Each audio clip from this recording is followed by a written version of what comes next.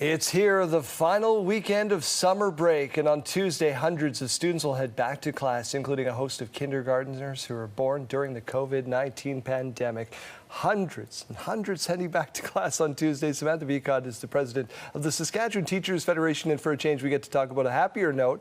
Sam, how excited are you to see all these students and teachers go back to class? Extremely excited. I mean, we've been talking about challenges in education for a number of years, and it's really exciting to have an opportunity to talk about some positive things within education. Through our contract negotiations, we were able to secure additional supports to address class complexity. And it's not going to solve everything, but it is going to mean that there will be 500 board teachers entering schools this year to be able to provide more supports for our kids. And I know that's what we all want to see. So it's an exciting time of year, and we're all looking forward to getting back into schools with students starting next week. Talked about it in the newscast yesterday. A bunch of kindergartners who are, born during the pandemic, who grew up with social distancing, maybe a little bit more FaceTime than some other kids, are going to be entering your classrooms. Teachers ready to meet that challenge?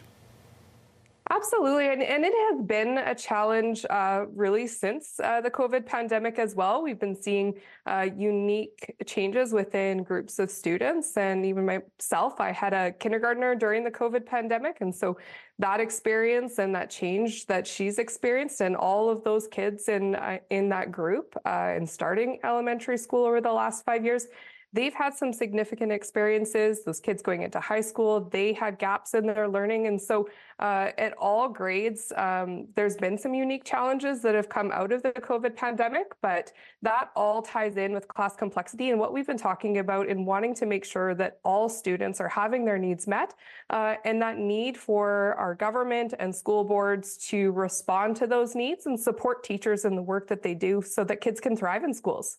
By trade, you're a high school teacher, so what's your advice for those going into high school for the very first time?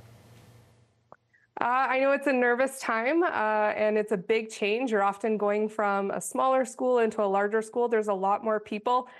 Just take your time, establish new connections, look for new opportunities to build friendships in your classes and make new connections with the teachers in your schools. Teachers want you to be successful in your schooling, whether it's within the classes that they teach or in other classes. So just try and make those connections and reach out for help if you need help. We're there to make you and help you see success. I've got about 30 seconds left. I don't need this advice for 2 years, and it's going to go by so fast. But what about those parents that are dropping off kids for the very first time? Advice for the parents. Take a deep breath, live in the moment, but really try and build that routine a little bit earlier. It helps that first day go a little bit better. It's a hard early morning start to the day, and try and just relax your nerves and have fun and just set kids off on a positive start. It's an exciting time for them too. I enjoy the positive conversation this morning. Samantha Becotte, thank you so much for doing this for us. Yeah, thanks for having me.